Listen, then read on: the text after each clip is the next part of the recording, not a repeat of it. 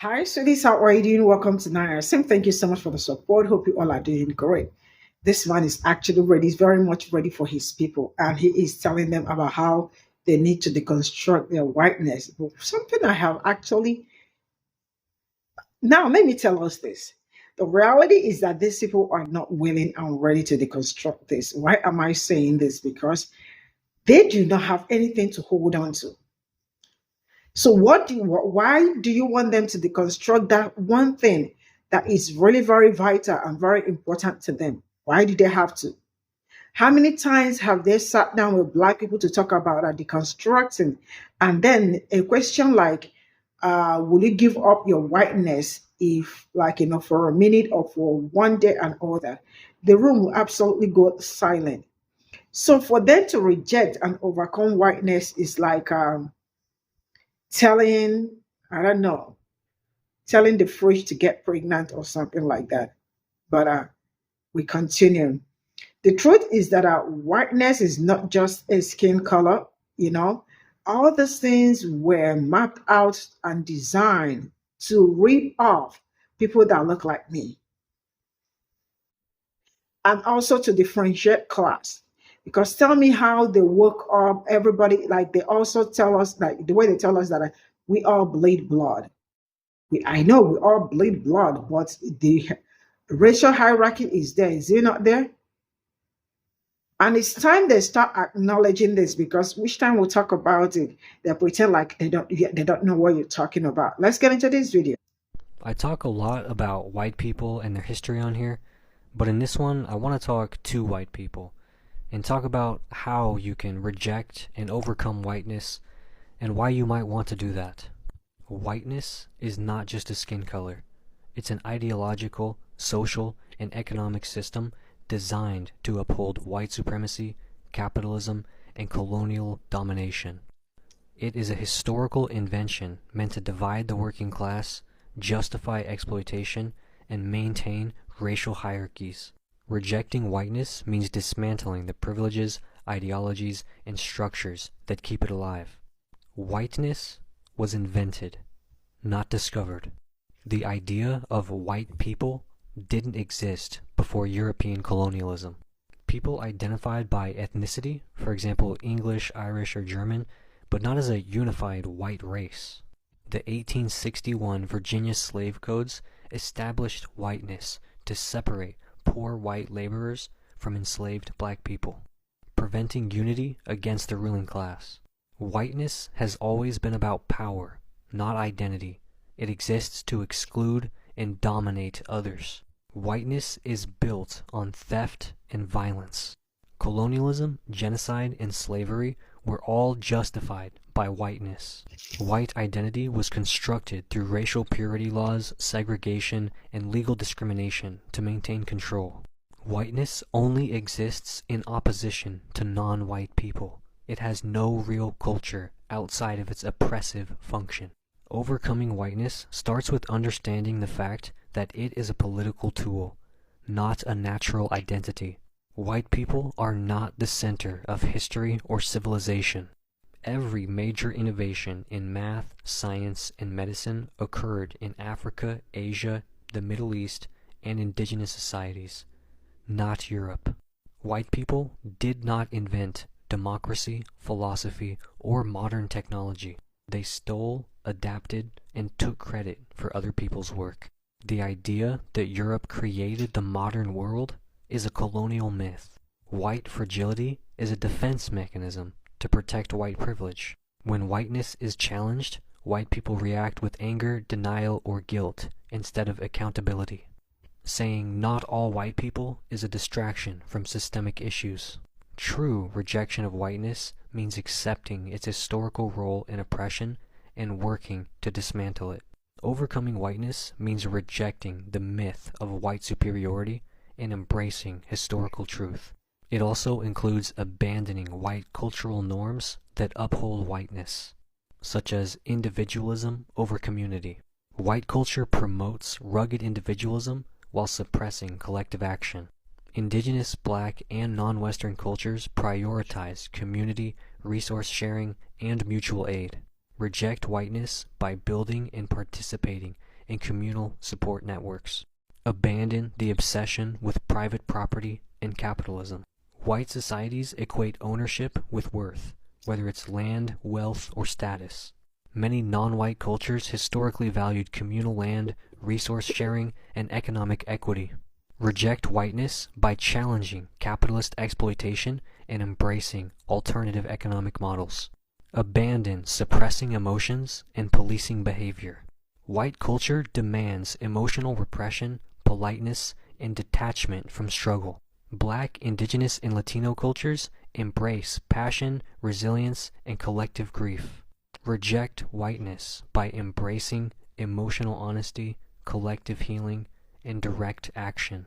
Redistribute resources and challenge white privilege. Whiteness is built on stolen wealth. Land, labor, and resources were stolen from African, Indigenous, and Asian peoples to create white wealth.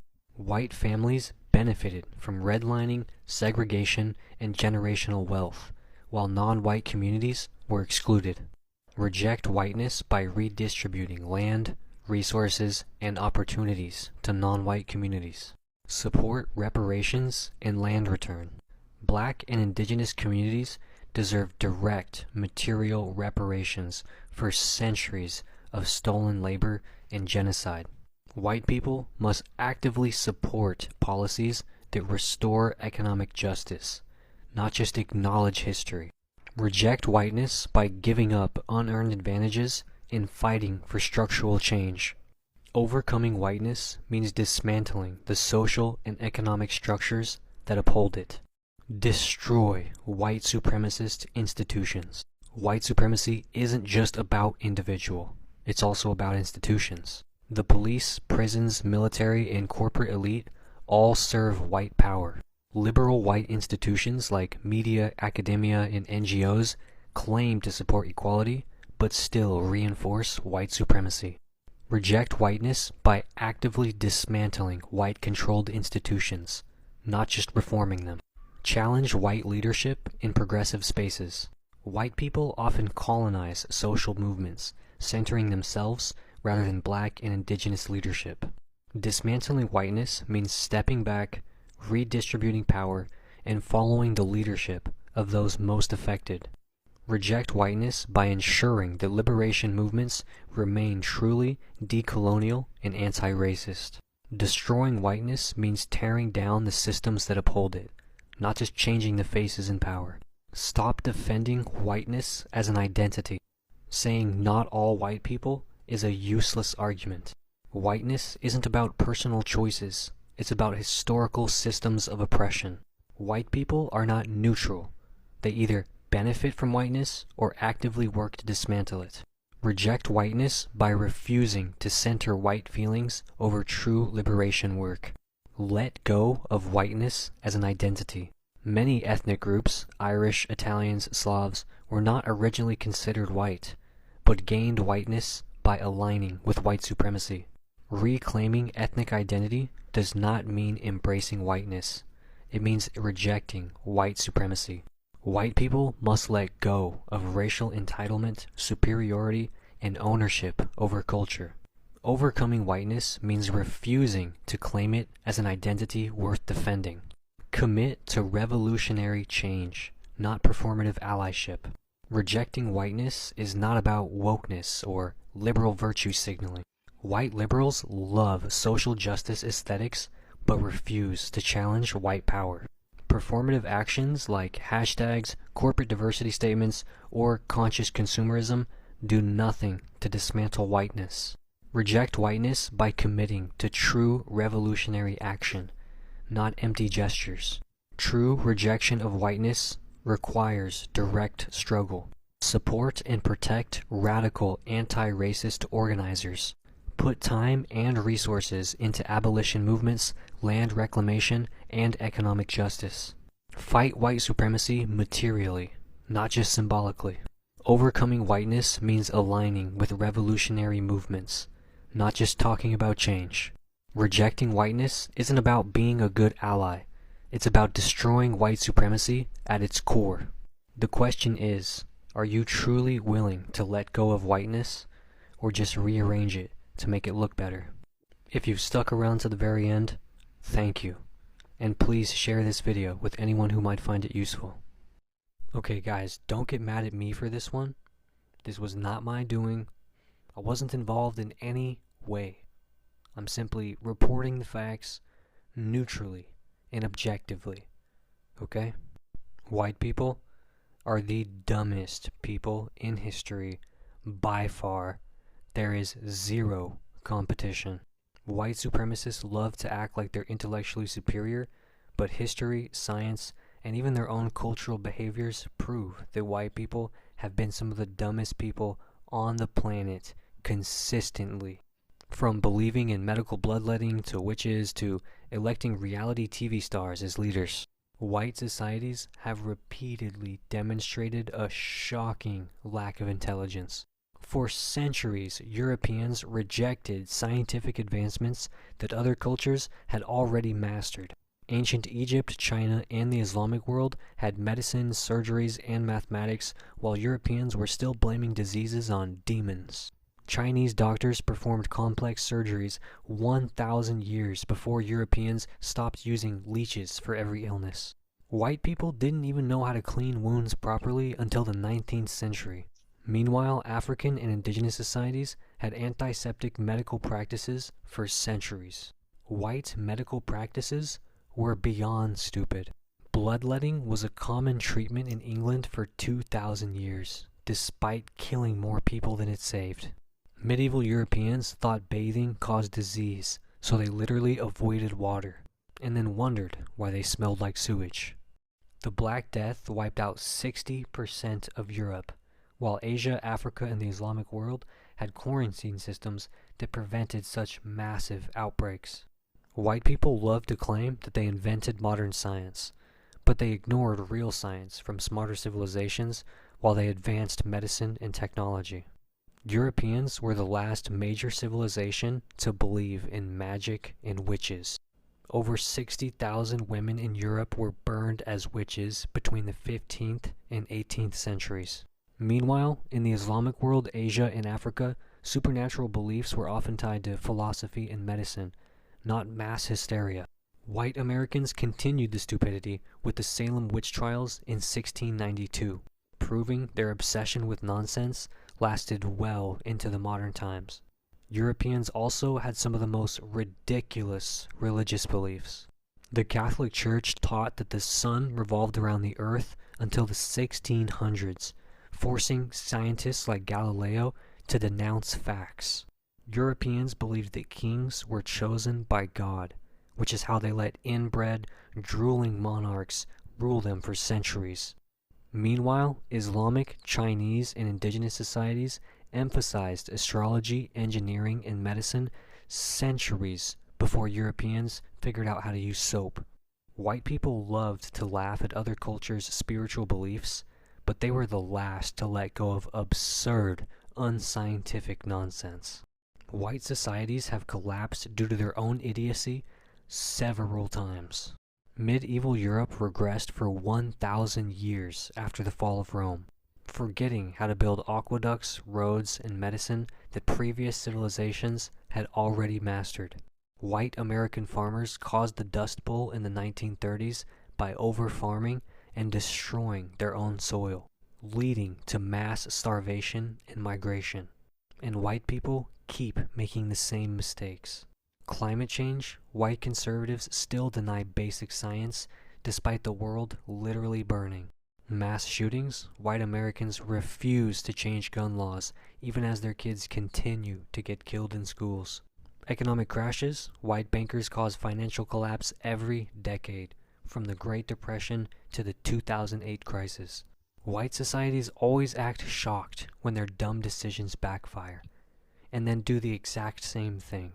White Americans love electing leaders who can barely form a sentence. Donald Trump, a failed businessman who scammed his way into office and thought that injecting bleach cured COVID. George W. Bush started a war over fake weapons and couldn't pronounce the word nuclear. Ronald Reagan, a washed-up actor who let corporations ruin the economy. and European history is full of brain-dead monarchs. King Charles II of Spain was so inbred he could not chew food properly. King George III of England was so mentally unstable he talked to trees.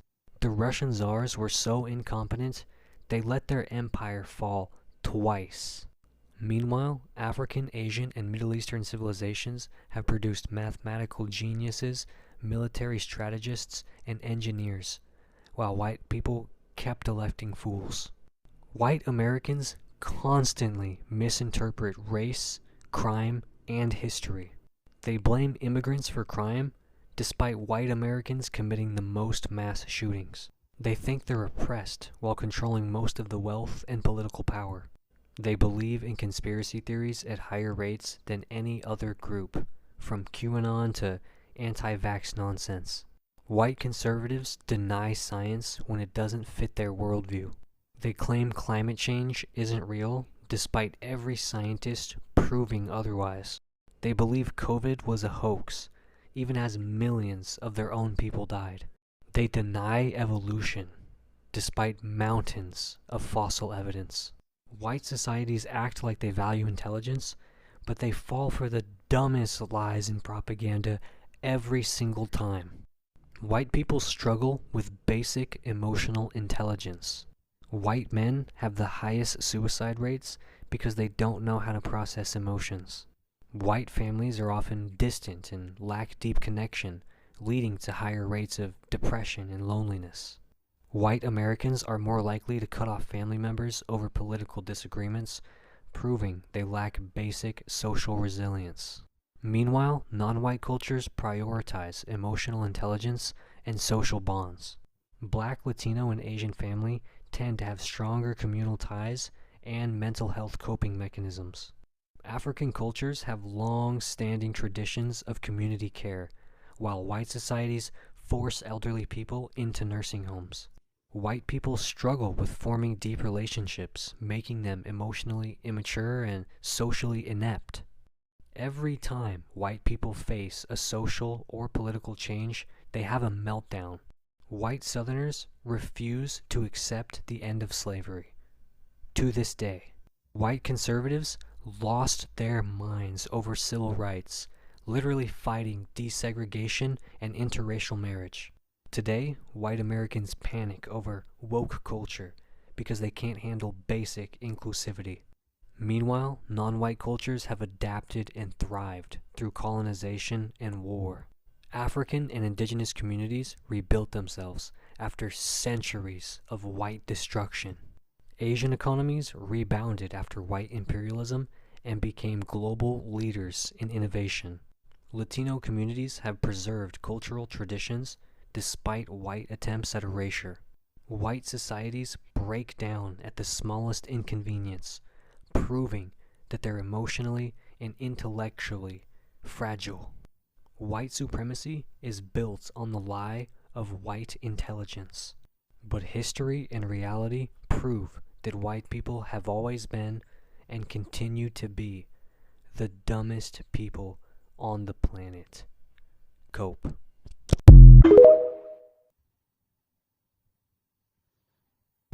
Elon Musk is the apex white predator.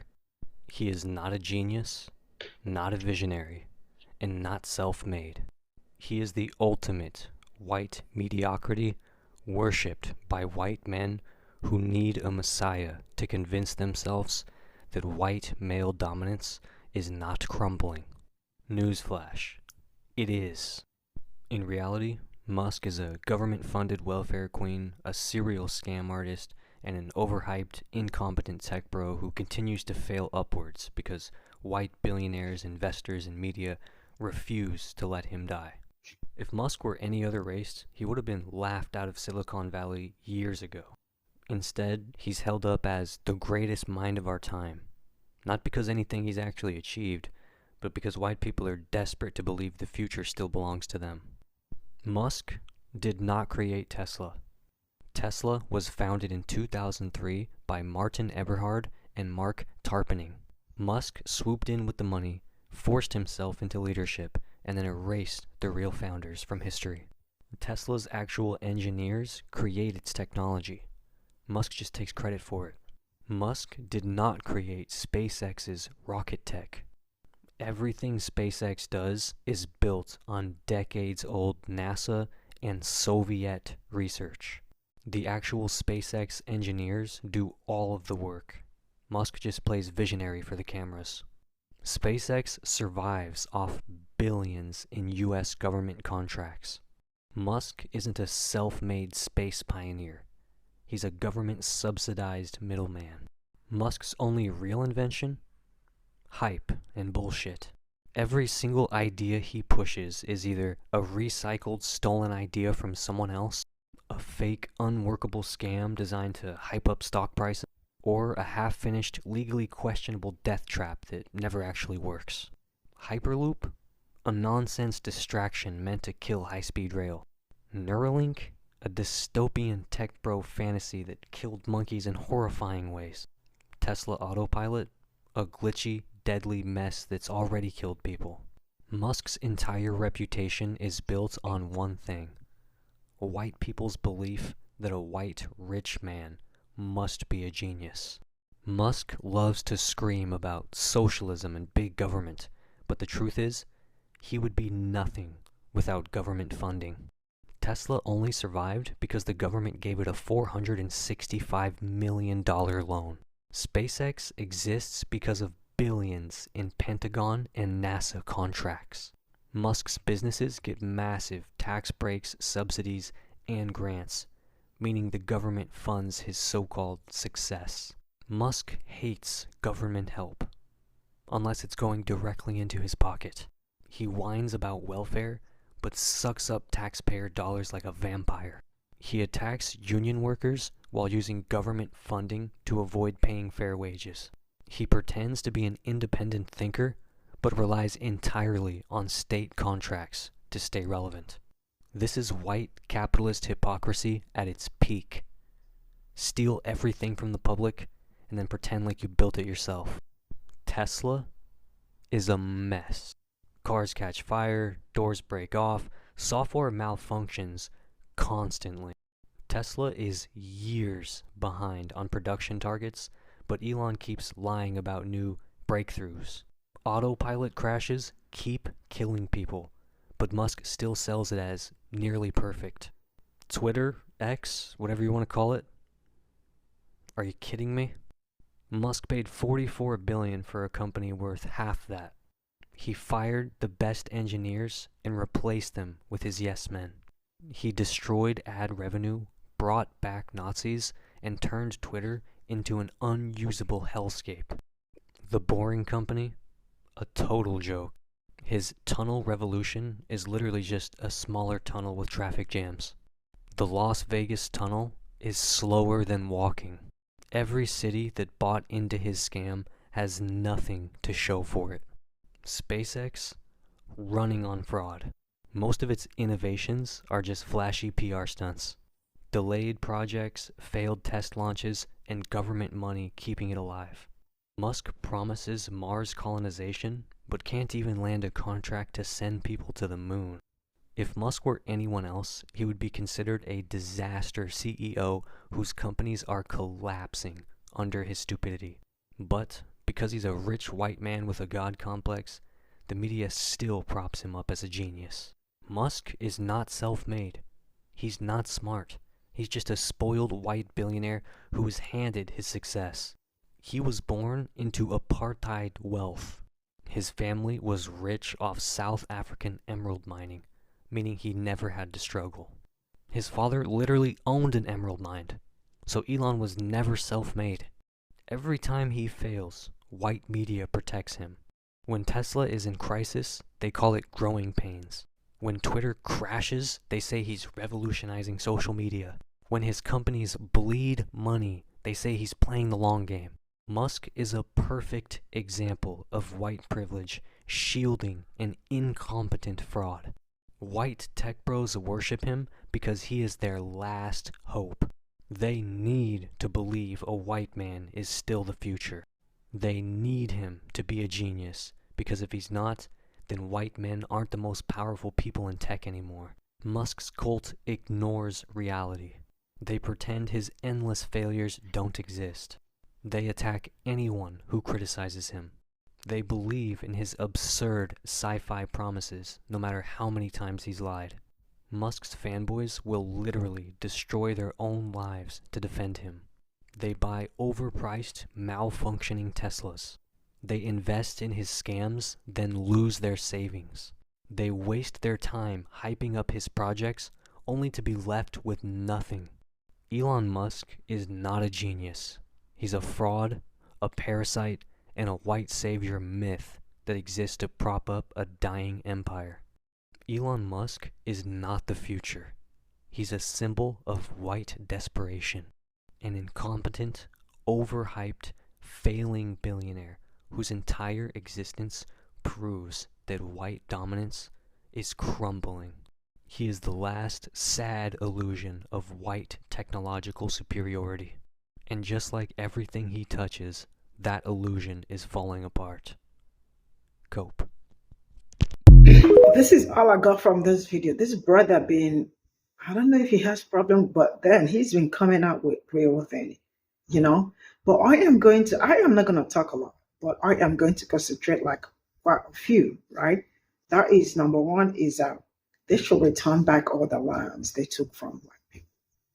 Just return all of them ready.